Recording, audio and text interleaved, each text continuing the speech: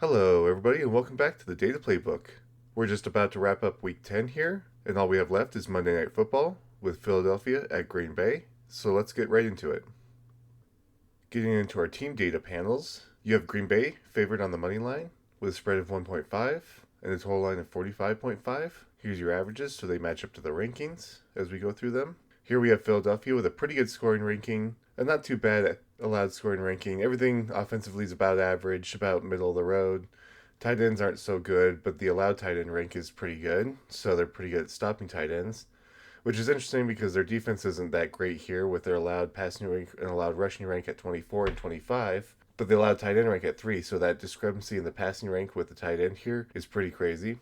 Over here with Green Bay, you have another good scoring rank and allowed scoring rank, about top third there. Pretty good offense here with a passing rank of 3, tight end rank of 1, and a rushing rank of 11. And then you have about average for their defense here with an allowed passing rank of 17 and allowed rushing rank of 11. Looking at the quarterbacks for this game, you have Jalen Hurts and Jordan Love. Jalen Hurts has averaged 21.7 fantasy points per game this season. Jordan Love has averaged 17.5. Jalen Hurts just has one passing interception and one fumble lost due to a sack this season. Jordan Love has 3 interceptions and one fumble lost due to a sack. We'll get into their averages and their weekly breakdowns, as well as their run and carry share here to see how they impact the rushing game. With Jalen Hurts getting an average of 7.2 carries per game, that gives him about 27.4% of the team's total carry share, which is a pretty large percentage in the end, but we do know that Jalen Hurts is a big factor in running the game. For Jordan Love, he gets about 3.5 carries per game. That equates to about 11.6% of the team's total carry share. Continuing on with the running game, we have Saquon Barkley and Josh Jacobs as your running backs. Barkley has averaged 16 fantasy points per game this season, while Josh Jacobs has averaged 19.6. There are no given up turnovers between the two, so we'll switch over to their averages.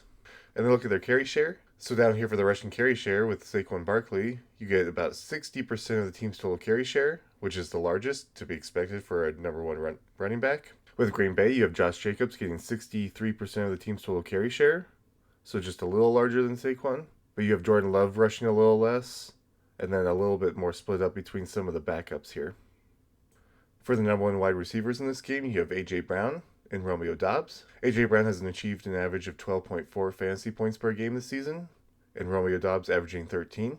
If we look at their season averages and their breakdowns, you have A.J. Brown getting about 23.5% of the team's total receiving share on the team. That's not the largest share over here with this 35%, but I think we'll see that soon here.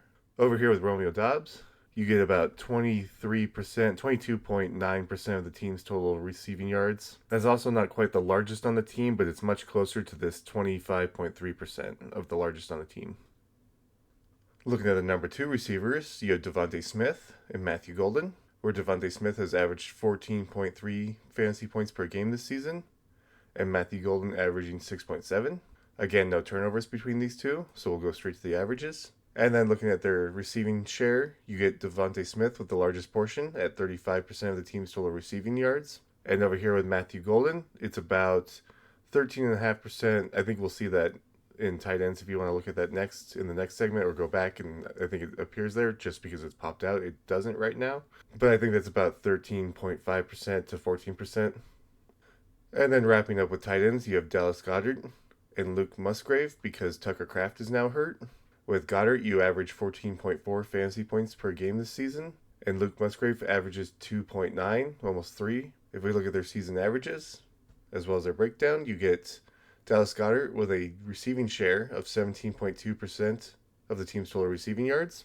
That would make about right sense, even though you have Devontae Smith as the largest receiving shareholder, and then A.J. Brown, and then you have Dallas Goedert. So that's about average for a team, except for that Devontae Smith does seem to be the heavily favored wide receiver right now. Over here with Luke Musgrave, he only gets about 4.5% of the team's total receiving share.